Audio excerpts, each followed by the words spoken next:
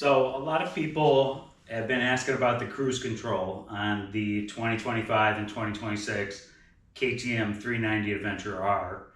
It does not come standard, but you can buy the switch cluster here for the left of the handlebar and take it to a KTM dealer and have them program or activate the cruise control. I bought the switch console from Gray Area KTM, and I'm going to install it myself and then have the KTM dealer activate it next week.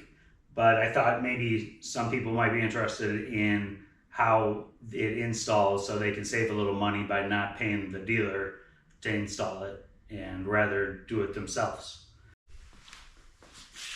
It appears that the connectors, the electrical connectors for the cruise control switch and this whole left switch console route down in front of the forks and then up behind some plastic fairings here underneath the dashboard. Start by removing your seat and disconnect the battery before working with anything on the electrical system.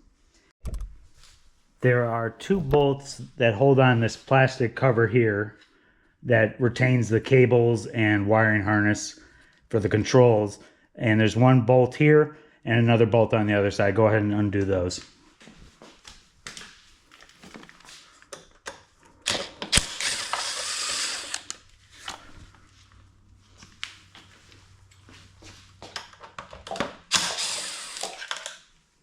And that cover pops right off.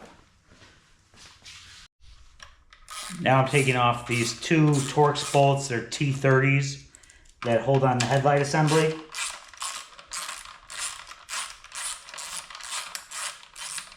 There might be more bolts, but start with these. Okay, so the two bolts that we're holding on still were right here on the side of the display column, neck, and on the other side. Never mind, if you lean the light forward, it pops right out of the ball. That is the adjuster bolt. And then there's just a couple plugs here that hold the headlight assembly connected.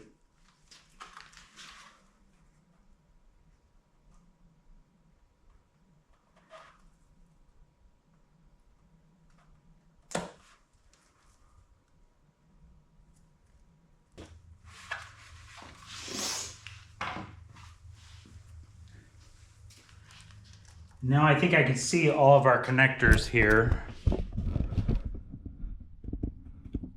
for the switches, but we'll have to find out. The next thing we're going to do is use the Phillips screws that hold on this control on the left side of the handlebar, and we're going to get that loose.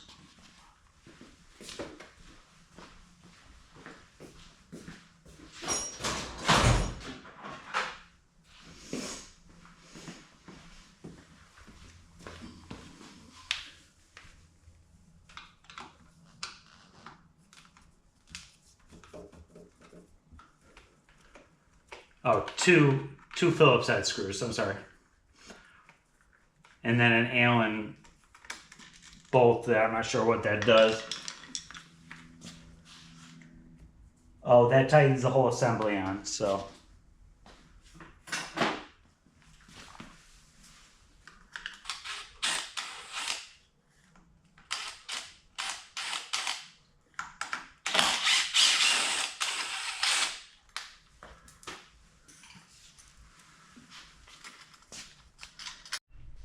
The new switch cluster on the left side goes on just like the old one came out. It's got the one Allen bolt that clamps it on and then two Phillips screws to hold it together.